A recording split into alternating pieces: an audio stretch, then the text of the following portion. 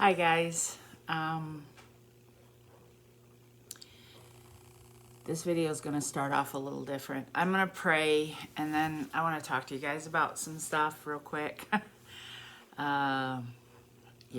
Dear Heavenly Father, I just come before your throne, Lord, and I just pray, invite you in to help me share what's on my heart. And Father, I just pray that you would bind Satan to silence and cast him out in the name of Jesus. And help me to be honest and sincere about my struggles, about doing these videos and how I feel about things. And Lord, just please guide my tongue. I need you and I praise you and thank you. In Jesus' name, amen. Okay, you guys. I've been doing this video series, this book video series, and this is number 10. I just edited the last one, and I want to address some stuff in the last one. I need to address some stuff in the last one. The last one, I feel like I was all over the place and kind of flaky, and I was. I think because after doing number 8, I kind of jumped to the end, and now I'm going back. And because I remember how I told you I like linear, and because I went out of turn, it's sort of my brain. I also, if you don't recall that I told you that, you know, I struggle with mental health struggles. Like I have bipolar and I have OCD and ADHD and I have anxiety disorder and fear, severe. I struggle with fear really bad. And on the last video, the last video is a long video, but there's a lot in it. And I noticed that the video before that, in video number 8, I noticed a lot of people watch that video because I'd encourage people, if you don't watch any, please watch this video. And I'm really glad. But I also really hope that people will take the time to go back to chapter 1 and watch each video. Some are long, some are shorter, but the journey, part of the beauty of my story is the journey to get where I got to see how bad the dysfunction was, to see, you know, the conditions of my life and what the redemption story, part of the redemption story is knowing the whole story. And so I encourage you, if you watched any part of this, please watch all the videos. And also, I have to say this because I want as many people to experience this as possible. If you could like and subscribe to my channel, then my videos will pop up more and more people can be ministered to through them. Because I'll tell you, I'm struggling with a couple things. One, I feel, especially with the last video, I feel like there are parts of my story that are too Christian for people who don't know Jesus as their Lord and Savior, and then I feel like it's too worldly for those who do know Jesus as their Lord and Savior. So I sort of feel like stuck somewhere. You know, I feel like I'm a walking dichotomy. And the reason being is I'm really authentic about who I am. One of the things my husband says that is strange about me is I don't change no matter who's in the room. If a pastor's in the room or if my best friend's in the room, I still act the same. I don't change my behavior. And I'm not changing on these videos. Couple things I noticed. I told you guys about my tics. Well, the last video, I'm touching my nose a lot. That's not a tic. I have really bad allergies, and if you remember, I was turning and petting my dog, which was probably a form of comforting myself because it was just a lot to talk about. So I'm comforting myself by petting my dog. I'm allergic to her. Even though she's a hypoallergenic dog, I'm allergic to dust, dog dander, dogs, cats, mold, and I have really bad allergies. So I was touching my nose a lot. Plus it was really cold in here, so my nose kept wanting to run. So that's in case you noticed that. And also, like someone had brought up, I also talk out of the side of my mouth because, you know, my entire body is put together like this. And like one whole side of my body is higher than the other. Like my ears, you know, are. This one's higher. So this whole body is higher, and I talk funny. I sort of have like the opposite of Elvis lip. Instead of going up, it goes. See, I can't do it if I try, but there it is. You can see it going down. I'm also really self-deprecating. I will point out my flaws. I already know how messed up I am. I know that, like, I can in one breath be loving and kind, and the next breath be a gossip and prideful and stupid and make bad choices. And you'll hear, especially in the last one, you're going to see sort of this battle between my flesh and spirit, where my spirit wants to do the right thing, but I constantly am giving into my flesh. And you also saw in the last video that there's some stuff that I refuse to address, and I refuse to address them because a lot of things that have happened in my life produce shame, and there's a lot of shame, whether it was done to me or whether it was by a dumb choice of my own. There's a lot of embarrassment and shame to my life. And alcohol put me in positions where I was alcohol put me in positions, and my choices put me in positions where I'm ashamed and embarrassed. And I have to tell you, in the last video too, you're going to notice a shift in me, because the last video I talked about how I started drinking, started smoking cigarettes, and I just sort of start changing, because all of the pain that I had experienced as I was growing up was now starting to manifest itself in self-destructive behavior. I didn't feel worthy. I was desperate for love, and what's even funny talking about that, I realized, like, if I have decided that I want to be your friend or that I love you, like, I will pursue you with, with fervor. But if at any point I feel rejected by you or feel like you're not interested in me or don't want me, with very rare exceptions, I'm like, later, and I leave. And I'm also not a competitive person. If people want to have a pissing contest or compete, I don't like manipulation. I don't like guilt. I don't like shaming people. I don't like obligating people. My entire family, the whole dynamic of my family, my mom was motivated by those things, and I don't do it. Nope, I'm out. So you're going to see that with me sometime. I'm also a people pleaser. I try to please people and make them happy. Sometimes because I want them to like me, and sometimes because I don't want them mad at me. You're going to start to see that a lot in me. You're going to start to see my choices get dumber and dumber and more dangerous because of the consequences. And I don't know where the supervision was. My mom was in her own world doing her own thing and just didn't really supervise us. We sort of figured crap out as we went. And we also went by the examples that we had set around us, which weren't necessarily good examples. I will say, with the exception of my brother, Norm, who was pretty consistent. He was a married man and worked hard and grew his family and stuff. And I had forgot also, I wanted to, real quick, I remembered that I actually lived with him for a short time when we moved up here in the trailer. Between moving up here in the trailer and moving into that apartment where my mom got into the car accident with the truck, I lived with my brother there for a short time. I'm not sure if my mom went down to Texas to visit, then came back up.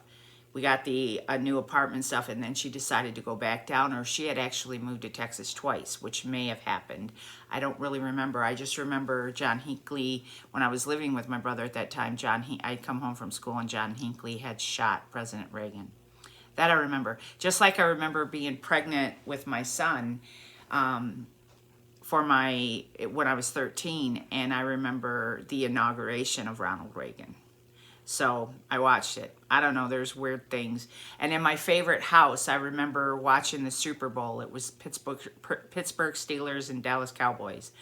Like, I remember watching that. There were certain things that I remembered. But I just wanted to let you guys know, because I noticed when I went through the videos that some are watched more than others, which means, unfortunately, people watch one and decide they're not interested, or They're just skipping around. But I'm going to encourage you, if you're watching this, to start with chapter 1 and go through, if you're interested.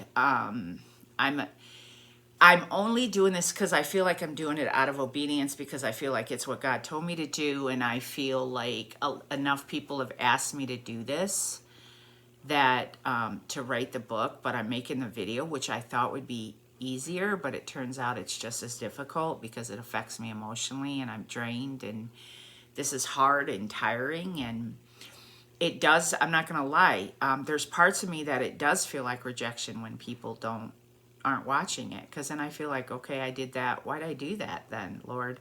You know, why'd you ask me to do it? Because I really struggle with rejection. I felt rejected from my mother most of my life. I felt rejected by my first love, which affected me. And I felt rejected at times by the church, by friends. But I also know that I'm guilty of rejecting others too. So I just want you kind of to know that, like, because I'm sure that you're picking up on things like, hey, she blah, blah, blah, fill in the blank. There's something I might do or something I might say. That sound might not sound congruent. Sorry about that. I figured out I can put a pillow to help my back. That might not sound, there's some things that might not sound congruent, because I do sometimes bounce a little bit. And also, like I said about, you know, there are people I will pursue if I feel like I want them in my life, but then if I feel rejected, I will withdraw, and I will walk away and be like, I'm out. And I don't like head games and stuff like that, but I also understand them, all of this at the same time, because I've been at times in my life motivated by those things. I stopped when I was 16 at the small apartment. I kept calling it a house. It was a small apartment.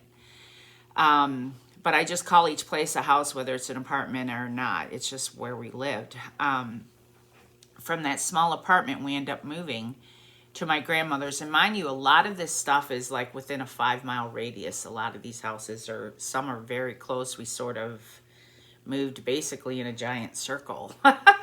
Like started here and sort of came around and came back to my grandmother's house. And you're going to hear me, I'm going to sound like I'm talking again out of both sides of my mouth, because sin is a funny thing. The consequences suck really bad. But drama can also be addicting. Drama can be addicting. We can be addicted to drama, because I am a hyperactive person by nature. My mind goes 100 miles an hour. Like I said, I have, ADHD. And so I get bored super fast, really bored. And I'm extremely, like I told you, I have a balanced brain. I'm extremely creative, but I'm extremely logical too. But for me, and probably why this might not be for everybody, is I think the beauty is in the details of the story. I love stories. I think that's the whole point of going through stuff, is it becomes a story. It's a memory. You can share it with other people. But I like details. I am not about, don't skip over. I want to know every detail, because it helps me understand, and then it engages my imagination and my emotions. And so I like the whole experience. So that's why I'm sort of detailed about things. And also my behavior like switches from one minute to another. I had told you this whole story about, my behavior was now starting to get bad, and I'm starting to mimic the very people that I don't want to be like my mom. I started drinking. I hated her drinking.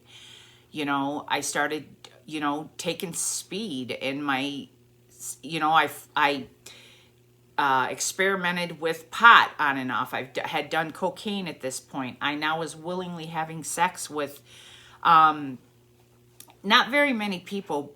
Always the boys I dated, like, for a long time, they were the ones I had sex with. There were boys that I went out on dates and I didn't have sex with any of them. They were always somebody I dated for a while. But it would come to that. I would start doing that. I started making just dumb choices, and I was hurting no one but me, because there really wasn't anybody around me who cared, with the exception of maybe my siblings. There wasn't a whole lot of people who were, except for my siblings and Shirley. But there is a couple people that would be introduced to the story who genuinely did care about me. This house on Elm, my grandmother's house, she wasn't living there at the time. It was just us. We had lived there before, but she was there. She had moved, I believe, to Indiana to be closer to my aunt. But we lived, my grandmother, we called her Big Mom, because my mom and my grandmother were actually pregnant at the same time. And with my mom was pregnant with my oldest sister, and my grandmother was pregnant with my youngest aunt. So they were called Big Mom and Little Mom. The Little Mom sort of dropped off, but Big Mom stuck with my grandmother. And even that, there's a story behind that, and there's some speculation that would come out later based on evidence. But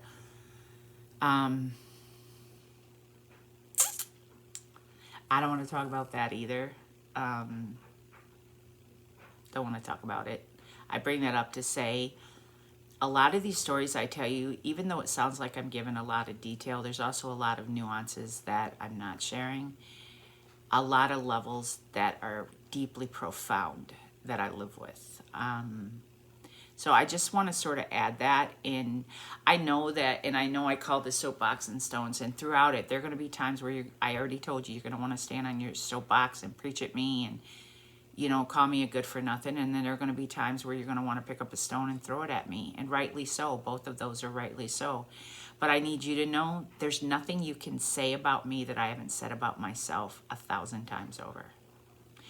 Remember that closet I said that I learned to hate myself? There's also something else I learned to do. Whenever emotion gets too much for me, like when I absolutely am checking out and can't handle it, I can't stand for anybody else to touch my head. And I told you that because my little sister used to pull my hair all the time. But I will sit and pull my own hair and rock myself. Or I would sit and punch myself and hit myself really hard. I never got to cutting, but I did other things like drugs and anorexia and stuff like that. To abuse myself. But when we moved into this house at Big Mom's, I actually rather enjoyed living here. We were there, and it was me, my mom, my little sister, my little brother, Judy had moved in with us. Pauline had come and gone. My brother Paul ends up getting a divorce, and he moves in there.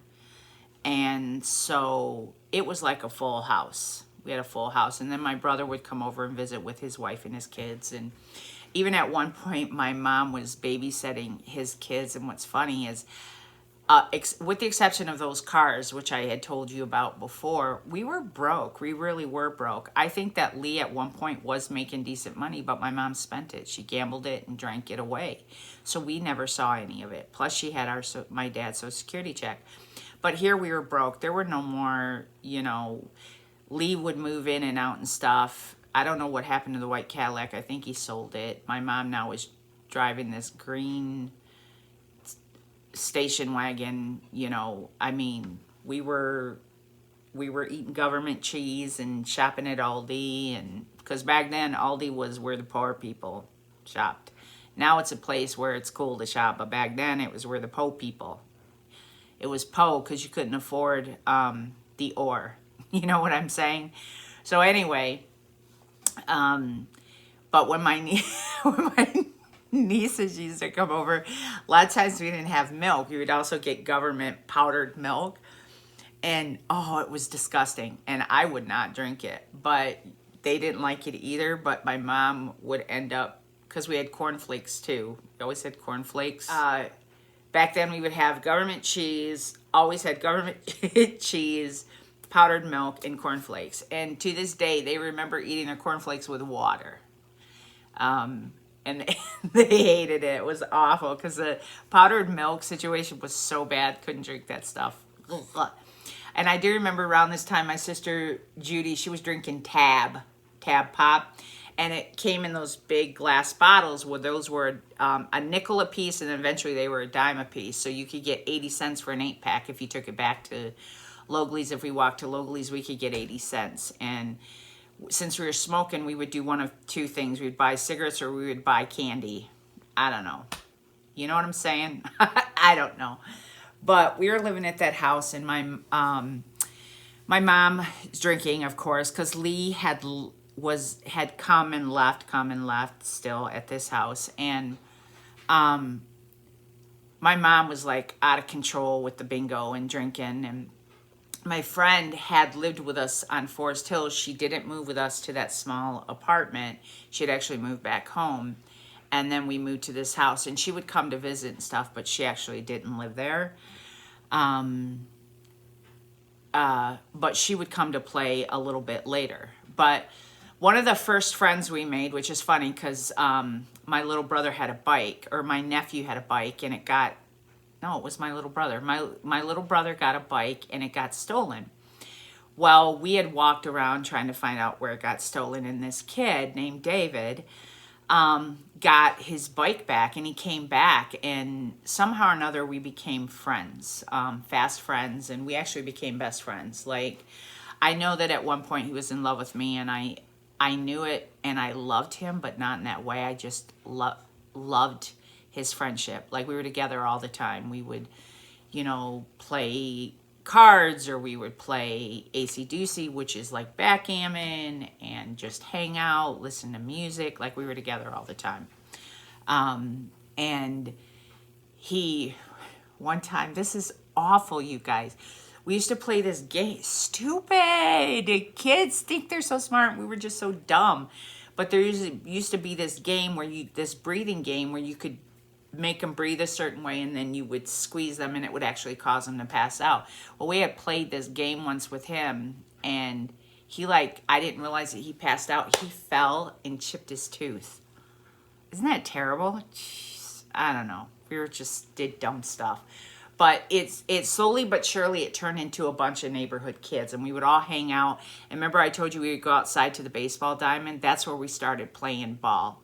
We would play ball as like a community kid. Also would go skitching and stuff like that, which is, for you young people, it's where you grab the back of a bumper on a vehicle when the road is icy or slippery or snowy, and they drag you on that. So we did lots of fun stuff like that.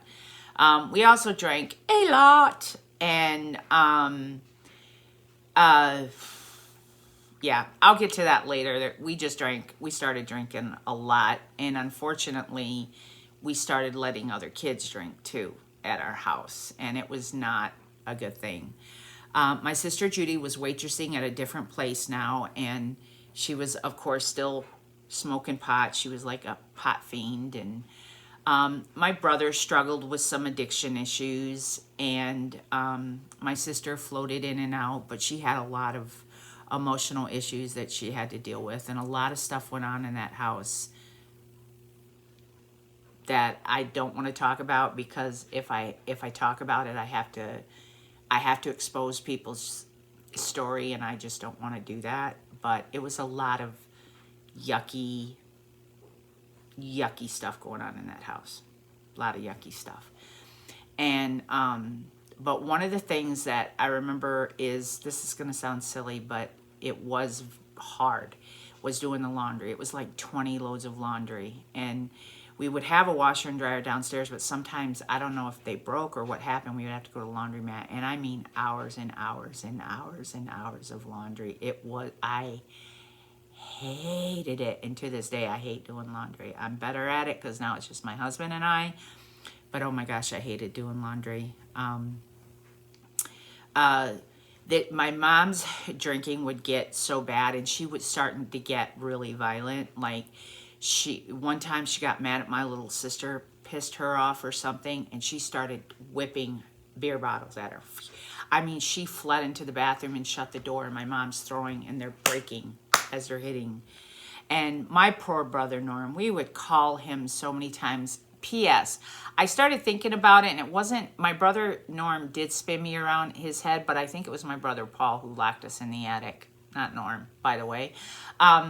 but like her knife throwing things, you know, her picking up butcher knives and steak knives and threatening us. And we would call my brother Norm all the time to come over to calm her down. And one time she was drunk, and like we had called Norm, and I was just done.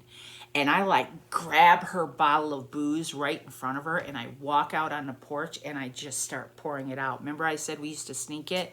Well, I was 16 now. I didn't sneak. I just poured it. She came out of that door. She jumped on my back, and she's like beating me on my back. Well, my mom, by this time, because I told you she had gotten diagnosed with emphysema, she was like getting thinner and thinner. And like literally my brother Norm's walking up, and I said, can you get her off my back? Like, and he literally just picked her up and took her off my back, because I just didn't care. I was like fed up and done with dealing with her. And you know, there were times she could be really kind. We had a good Christmas there, and she had gotten us good Christmas gifts. And then my sister Judy was working as a waitress. You know, one time she bought me this really pretty gray sweater and these like gray velour pants or black pants that I wanted. And like, I remember Christmas time being fun. My cousins would come over, and we would have such a blast sometimes, just such a good time. And you know, my cousin Wanda would come over, and sometimes my Aunt Brenda would be there. And even Wanda's dad, her Uncle Bill, came and visited a few times. And, you know, we just had a good time despite the conditions that we were living in. And remember I had told you that there was a funny story about the tree? My cousin Wanda's going to kill me for this. Okay. Wanda had come over, and she was hanging out, and we wanted to go to the tree. Well, it had been snowy that night. Now, mind you, even though I was 16, I still didn't get my license. I didn't get my license till I was 18, though my mom would send me to the store to get her cigarettes, and sometimes I would drive to do laundry. I still drove, but I actually didn't have a license. But this particular time, my sister Judy, I think, had said we could use her car. Well, Wanda's mom said, no, you guys can't go because I don't want you driving in the snow. Okay? Those are her words. I don't want you driving in the snow. So then she leaves. Wanda's going to spend the night. Wanda's like, well, technically the snow is on the side of the road and not on the road itself. So let's go to the tree. So we go to the tree, and it might have been a lock-in. There were a lot of times there were lock-in where you spent the night, you know. And so we go, and okay, sorry about that. Had a couple phone calls. Okay, back to the tree. Now, if you remember, I'm saying the tree, but I don't always explain myself. The tree was a roller skating rink, and so my sister said we could use her car, so my cousin Wanda drove us to the tree. We went there, I think it was a lock-in or whatever. Well, we spent the night at the tree skating, and then we come out and we go to start the car. Well, the car won't start. And I'm like, see, it's punishment because your mom told us not to drive in the snow, that she didn't want you driving in the snow. So we ended up, I think, if I recall, like, I think it was Wanda's dad, like, got us a cab home or something. Well, Judy came, and her car started right up when she did it. Oh, my gosh. Seriously. Kids, obey your parents when they tell you something. Don't try to manipulate the situation so you can justify bad behavior. But anyway, a lot of stuff, like when we were playing baseball, something I remember about playing baseball, which we loved it. My sister Pauline was playing one time, and I think it was David. He either threw the ball at her, she was like at first, or he hit the ball or something, and her head was turned, and it like hit her right in the temple, like picked her up. It hit her so hard she sort of came off the ground, fell, and like knocked her out, passed out. And I remember that being really scary in that moment. That was pretty scary. And And I remember him feeling really bad. I think it was David. And what's funny is like David lived with his dad, and his mom lived, you know, his mom and dad were divorced, but he lived with his dad who was remarried, and she had kids, and all those kids used to come out and hang out, and we had lots and lots and lots of people come and hang out at our house.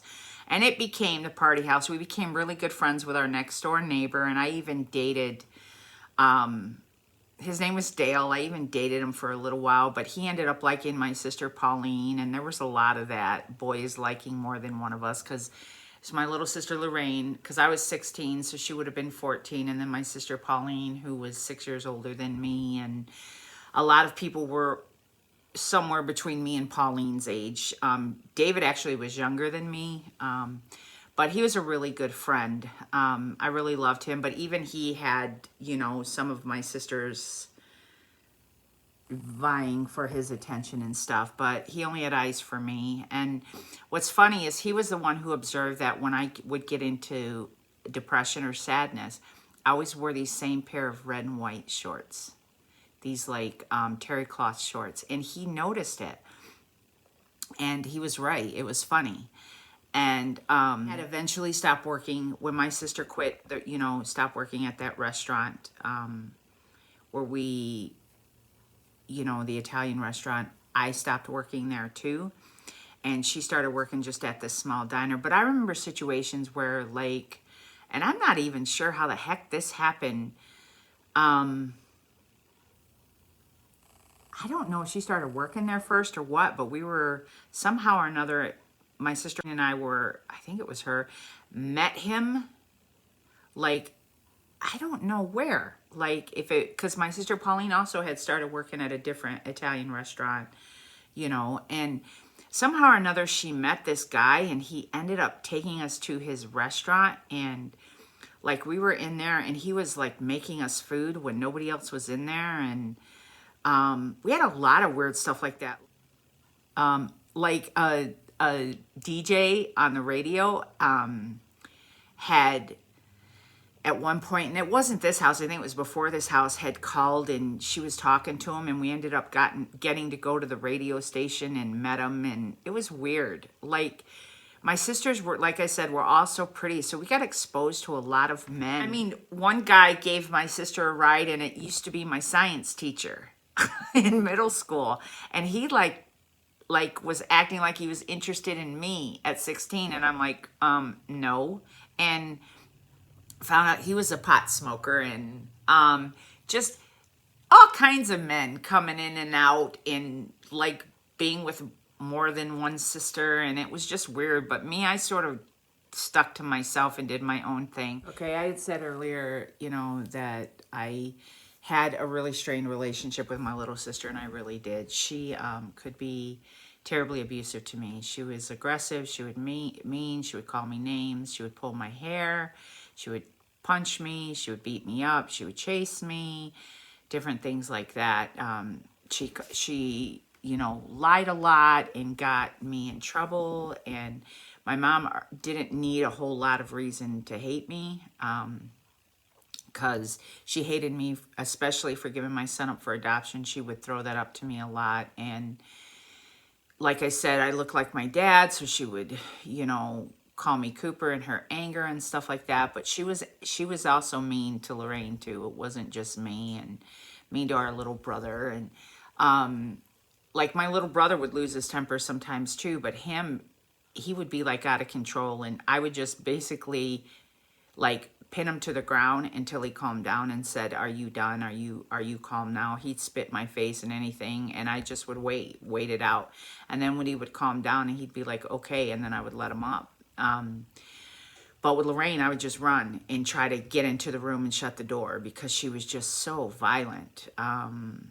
And again, she had a lot of issues too because of all the abuse that she had suffered. Just like Pauline had a lot of issues because of the abuse she had suffered. You know, a lot of us had to deal with what, you know, my uncle had done to us, and what happened with our grandfather, and the abuse that we were exposed to through my mom, and the men that, you know, came in and out. And it was hard. It was hard, you know, yet in the same breath, there were times that we just had a good time and we loved each other as siblings, and we would dance like we were a dancing family, man. We loved to dance. We loved music. Bob Seger, Motown. We were from Detroit. They were like top of the line, and we had like a record player, and we'd play records and dance together as a family. And I remember when my mom would get with her older siblings, they would do what I, for better lack of a better word, I would call it clogging. Like they would clog, and we called it Indian dancing because we were told our entire life that we were Indian, that we were German and Indian. And come to find out when I did the DNA test that there is no Indian in us. And I'd agree with that because that's what we grew up knowing. And it turns out it wasn't true. You know, that was hard. That was hard. And, one time my sister Lorraine, I don't know, we got in a fight or whatever. And she again had me pinned in the ground and was pulling my hair. And like, I was like trying to get her off me. So I'm like trying to pull her off me. And she clamps down with her teeth on my wrist right here. And she will not let go. And I'm screaming, screaming, screaming for help. Well, my brother Paul comes up, and in order to get her to let go, he slaps her face. And she lets go. Well, she runs to my mom and tells my mom, and my mom kicks my brother and me out. And like, we were going to go to Detroit because that's what we would do. Everybody would go to Detroit. We were going to go to Detroit, and he didn't have the money for toll. You know, he had a charge card to get gas, but he didn't have the money for toll, and that prevented us from going. And the good thing is because by the time we had decided to go to Detroit, he was already 3 sheets to the wind. And I'm not sure what would have happened had we made that trip. I know that I'd gone when he and my, you know, sister Judy had gone to Detroit. Because like I said, there was a lot of traveling back and forth. And I remember being in a snowstorm in the back praying, you know, that we would get there safely. And the Lord in his grace, we did. But there were times that, you know, my brother one time almost didn't make it and actually got arrested and spent the night in jail because of drinking, and, you know, bounced off a few cars and stuff like that. And so it just, there was, the other thing I remember about this house, which was not good, which is feeds one of my things, my issues, is it was mice infested. This house was mice infested. And remember that cat I told you that walked in? Well, he had followed us to this house, and he just was there, and he would catch the mice. And the house was kind of like a decent house, but there were ways for the mice to get in, so they just were in, and it was like infested with mice. My brother one time was asleep, and one crawled up his back. And I remember one time we're sitting in the living room, and there was a drop ceiling, and this cat had like crawled across, and he like looks up, and suddenly you see him dart up, and through the drop ceiling rips out a mouse. And you would come, and sometimes he would be playing with a mouse in the kitchen, just batting it around. And it's my, like, just the thought of it, and there's only two houses that besides that house that I've lived in where there was a mouse, and like mice just freak me out. But anyway, at some point I decide, you know, because of all the, again, drama and stuff, and I know that I'm making light of it. I'm not. It's just my way of dealing with it. And at one point I decided that, again, that I was going to move out again.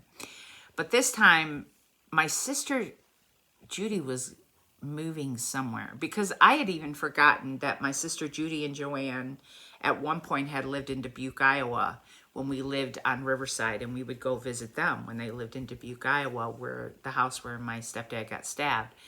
At some point, they had come up here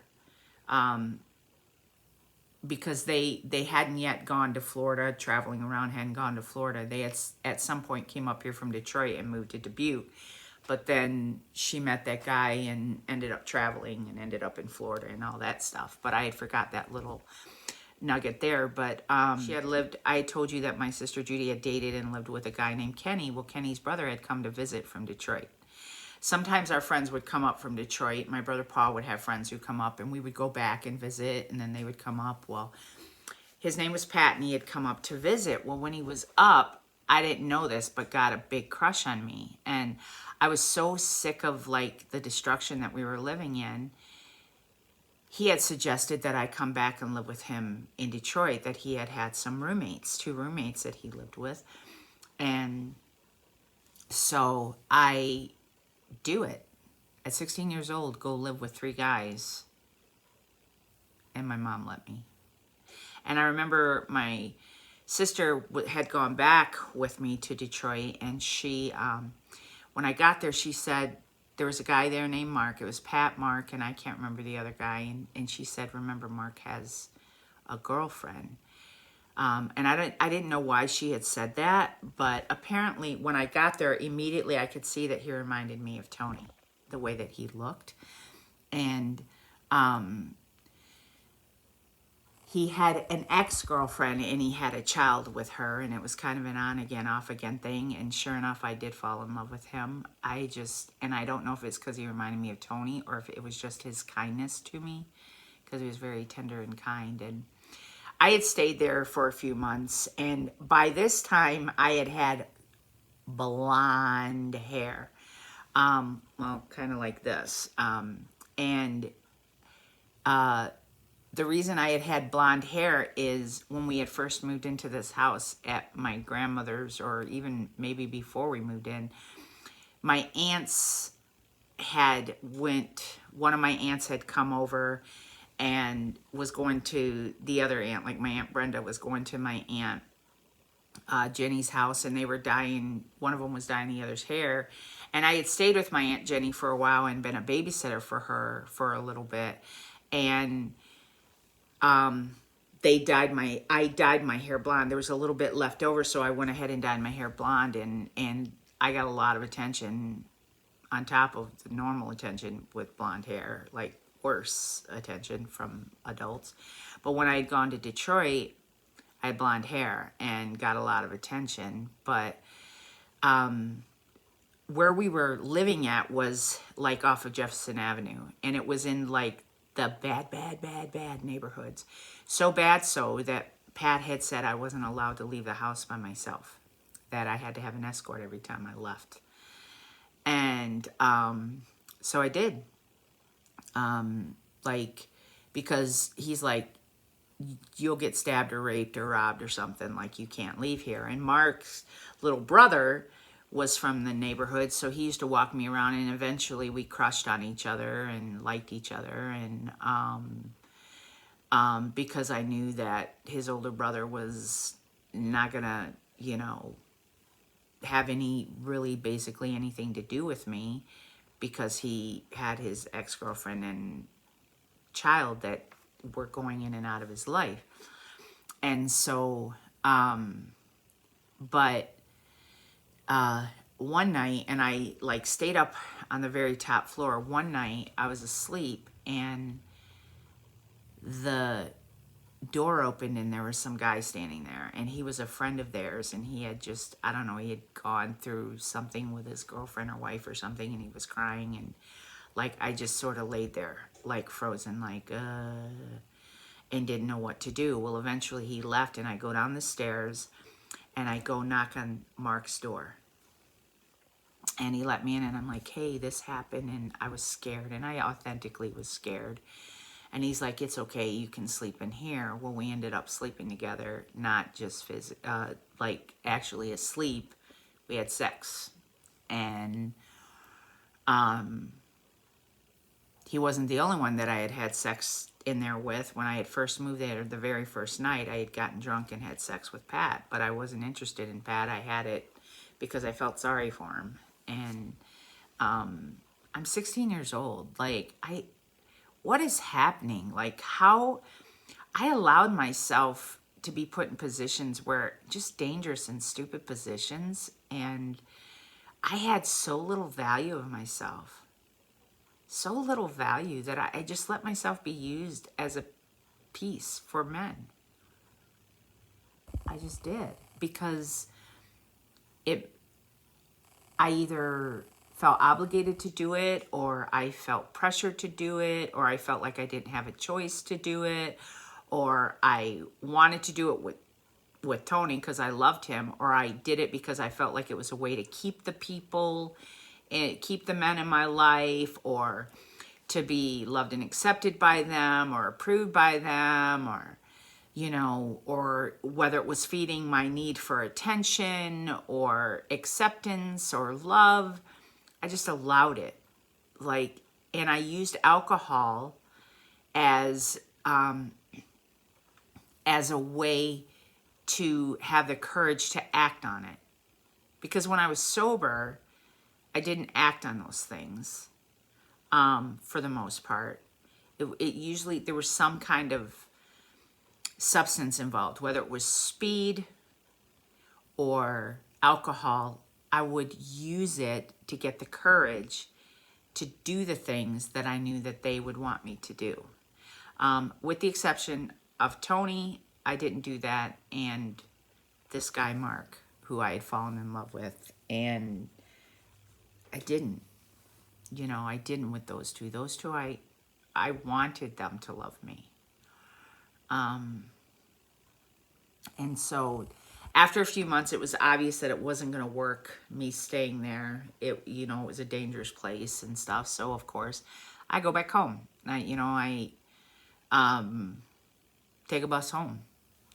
And so I'm back at the house, at my grandma's house and stuff like this. And by this time, you know, my brother, this is around the time, remember I told you my brother gave me a whip, and we had friends coming over and we were learning how to do the whip. And for Christmas, he had gotten me, you know, my stuffed bear Benjamin. And well, it was coming, you know, we had gone through, and then it was coming up on my 17th birthday. And you know, I told my mom I wanted a leather jacket. I just like really wanted a leather jacket. And I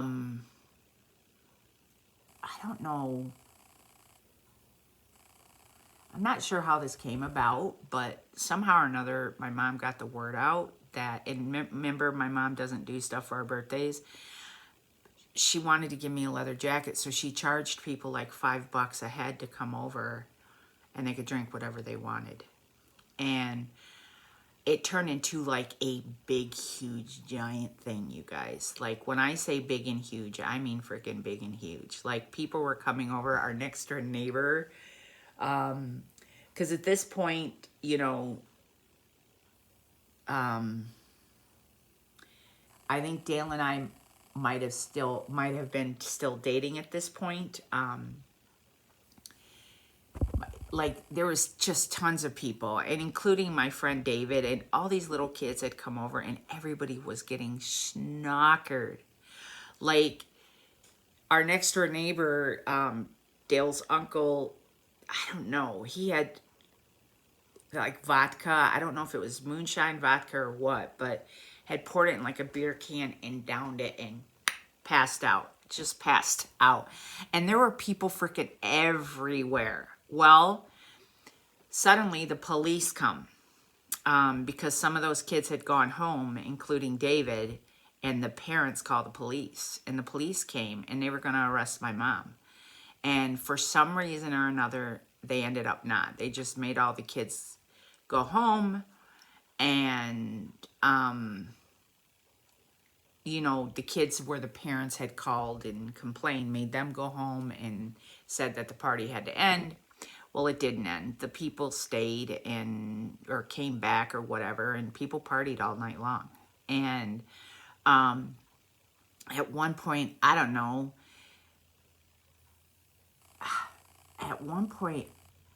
like, Dale got high, pot high or something like that, and I don't know if I smoked with him or what, and I rarely did at that point, but I don't know if I did or what, but something ensued. There was somebody there that, I don't know, kissed me or something, and so we end up getting a fight at the end of the driveway.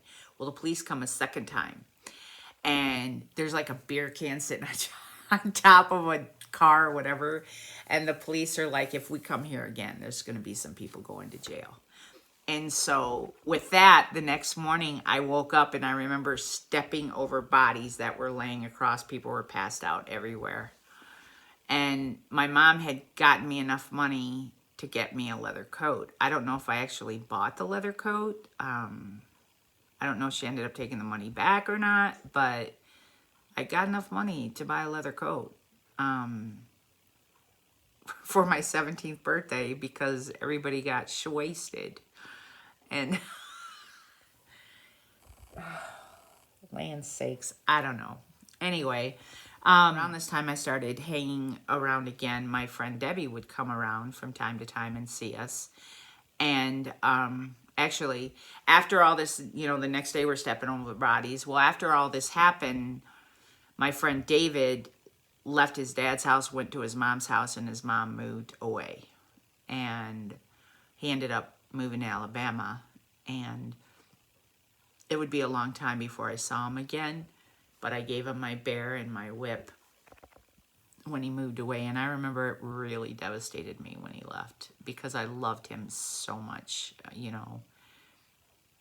I did. We were best friends. He was a good guy. But it might have even been David that fight was caused over because I think that Dale and I split up, and at some point somewhere I end up getting intoxicated and having sex with David at some point. Yeah, throughout this, I don't, Dale and I were together and not together and stuff, and I don't know if that's what the fight was over, if it was over David or what, but I can't remember now. But I had a lot of different boyfriends there. I dated a guy named Kenny, and at one point, my friend's boyfriend, my ex-boyfriend, who was in the military, I told you, who was older, had come around Christmas time to visit, and we had mistletoe hanging, and he kissed me under the mistletoe, and he left. And I remember he had and I can't remember the name of the car, but it was a car that had all glass. It sort of reminded me of the George Jetson car. But he ended up getting in a car accident and dying because he was drunk behind the wheel. Not long after that, never saw him again. And I dated Kenny, and I dated Dale, who was our next door neighbor. Kenny lived up the street, and I slept with David, and only once, but because I knew he was in love with me. But again, a lot of this stuff revolved around, and my boyfriend Kenny at the time was really into heavy drugs, like acid and stuff like that. And I had told you guys earlier that I didn't do acid. I did speed. I was doing a lot of speed here, a lot of speed. And I would smoke pot once in a great while, but I didn't really like it. But I did a lot of speed here. I get the speed from my sister. I would get the speed at school. Also during this time, I quit school. I quit going to school because I remember going to school and there was there'd be cheerleading or games and stuff like that. And me, I'm like, well, I wonder what I'm going to face when I get home. I wonder if my mom's going to be intoxicated, or beating somebody up, or all of their problems just seemed so petty to me because of what we were dealing with every day. And I remember during this time too, I made a friend, Dale's best friend was named Rick, and Rick lived up the street. He was the guy who didn't believe me when I got jumped. Well, he lived up the street, and we ended up becoming friends with him, and his little sister became really good friends, and we used to play spades all the time, and her name was Sheila, and we actually became really good friends, and we actually could play some mean spades, and they would take us camping, and I really enjoyed that family. They had some issues later, but I would actually run into him a couple times later, which you'll hear later in the story. But I slept with him too once. And then my friend Debbie started coming around and hanging around with us, again. And her brother came around and I slept with him too. And some kid I met at skating and slept with him too. And I remember my sister yelling at me for that one. My sister Judy actually intervened and yelled at me for that. There were others. Why I did this, I don't know. It was like I was on a path of self-destruction. And there was another guy who lived, or he didn't even live there. This couple lived across the street from my boyfriend Kenny, and they had a cousin come visit. And I slept with him that night too when I met him. Got drunk and slept with him. Yeah, I was the whore now. I was the whore. And I told you that there would come a time when you would not like me. And I'm there. I've arrived there in the story. I was a whore. I just didn't know that's what I was. I just knew that I wanted somebody to pay attention to me. And there was one time, this kid, and I really liked him, so I decided that I wasn't going to sleep with him. Because I had just done it so many times, and so many boys, it was like one and done, move on, one and done, move on, and it just happened so many times. And this time I wasn't going to do it. This time I was like, no, I'm not. And he's like, I have needs, and ended up not wanting to be around me because I wouldn't sleep with him. And I had that more than once in my life. But there also, amongst these people that I had slept with, though most of them used me, there were some that didn't. David loved me. Kenny loved me. Those two actually loved me. Kenny I dated, and David I was friends with, and I slept with them both. You know, and I think Dale loved me as much as he could in the moment. And I think, you know, Rick loved me. I think it was important to them. But David was in love with me. He was in love with me for a long time. And I didn't know this, and it took a while, but I figured out later that I had been in love with him too. I just didn't know it. Because I realized something, you guys. I was always attracted to the people who treated me like crap. The people whose approval I sought. But the people whose approval I had, it didn't feel the same. Like I was always hungry for approval from people who didn't want me, who would use me and abuse me and manipulate me. But people like David and Dale, who were my friends and who loved me and wanted what's best for me, I didn't appreciate them. I did. Yeah. And I'm not going to lie that a lot of these people I'm mentioning, you know, one of my sisters, like, would come on to them all. She also came on to my older sister's boyfriends and ended up marrying one of them. It was not a good scene because she had, like, crawled in bed with him while she was at work, while my sister was at work. And it was just not a good scene. Like, a lot of stuff bad. That's what I mean, you guys. The nuances of what we were going through, the sick, twisted crap. And I'm trying with every ounce of my being not to say shit. I keep saying crap, but if we were face to face, I'd be saying shit because I'm that authentic. I love Jesus with my whole heart, but when I mean shit, I say shit. I don't say crap, I say shit. With the exception of when my grandchildren are around. I am pretty authentic about everything that I feel. And I realize that someday my grandbabies are going to see this. And their grandma was a whore when she was in her teens, when she was in her, 16, 17-year-old. She was. Because she was hungry and thirsty and for love, and tried to find it in Tony, her first love, who just manipulated and used her, and tried to find it in guy after guy after guy. And even the guys that genuinely did care, it wasn't enough for her. There was always something she was searching for. And that she is me, 16-year-old me, 17-year-old me. And that's why I cringe when I see women now. I'm just like, oh, please don't do that to yourself. Please don't compromise your integrity. Don't compromise your dignity. Don't compromise your value. I did it, and it literally ate me from the inside out, piece by piece. Piece by piece. It took away everything that I was.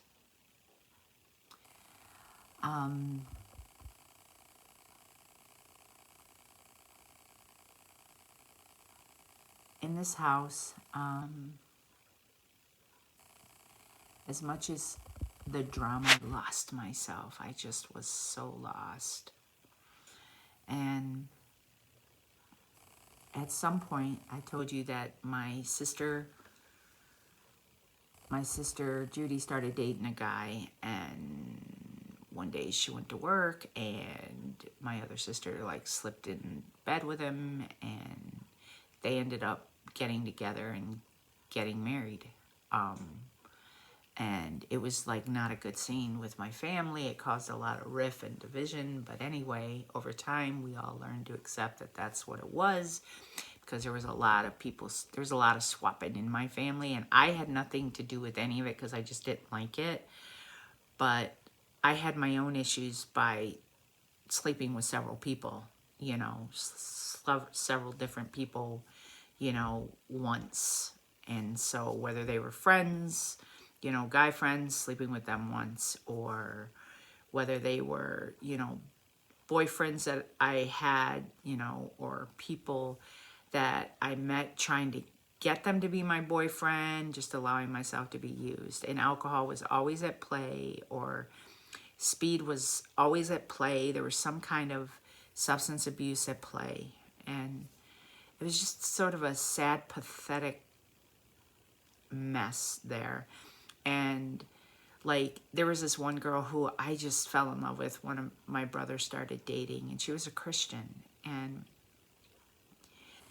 she's got her own story to tell, but some stuff happened with her, and I watched her change from this beautiful woman into someone who just made decisions that would hurt her for the rest of her life. That's what it was in that house. It was just bad decisions after bad decisions. People were being destroyed, and it was just sad. Sad, sad place to live. Though I loved the people and the fun that we had, it was sad. And at this point, my mom started sleeping a lot, and a lot. And when she was awake, she drank or gambled, and then she would like come on to guys we were dating, and it was just, it was awful. Well, eventually my mom would decide that she was going to go back to Arizona. And so we're going to leave this house and go to Arizona. It was after my friend David had left. And when he left, it kind of took the wind out of my sails. I didn't want to be there anyway because he was gone. So I was willing to go. Well, we didn't just go alone. My friend who had lived with us, she was now had her boyfriend, and they were gonna leave and go with us to Florida, or go with us to Arizona. With that, I'm gonna stop here because the adventure just to get to Arizona is hilarious in and of itself. It was, oh my gosh. Yeah. You guys, you'll have to wait till next time to hear about our trip to Arizona, but oh my gosh, it was ridiculous. That was our first clue of how bad things were gonna get. It's time to, my husband should be here shortly, so it's time to finish supper and take care of things that need to be taken care of here. I hope you guys are still following along. There's still a lot more story to tell. For those of you who are actually following, I want you to know I appreciate it. I really want you guys to understand the hope that's in this. This is what Jesus redeemed. And I know people might be offended that I'm so honest about, you know, my promiscuity and stuff, and to call myself a whore, but that's what I became. And, you know, it started out sleeping with like one person when I'm, you know, willingly sleeping with my first love to, you know, willingly sleeping with my second boyfriend to now moving in this house to sleeping with everybody, you know. Yeah, just not good. And all of that is under the blood of Jesus Christ, because at the cross, the ground is level. There's no first place at the cross. It's all level ground. And at the cross, Jesus paid for it all. So this is why my story is a story of redemption, because this is how low it got. You know, I was a speed addict and anorexic. Probably could have been legitimately an alcoholic at this point. I remember when I lived in Detroit that we learned to drink Wild Irish Rose, which was like $1.99 red wine, which is disgusting, the thought of it now. And but it was cheap booze. And something I did, you know, learn when I was in Detroit again, which was to fall in love with Michael Jackson and Thriller, because Pat had like this awesome album collection, and I fell in love with Thriller. I knew every song backward and forward, the entire album, loved it, was in love with him, passionately in love with him. They had the 25-year reunion, Motown reunion, and I was like glued to the TV. I had a little keychain with the white sparkly glove, and oh my gosh, I was like obsessed with Michael Jackson. I loved him so much. When Thriller came out when I was 16 and I lived in Detroit. Obsessed. It was funny. But yeah. Anyway, moving on. That's all I have for now. So I hope you guys stay tuned and come back.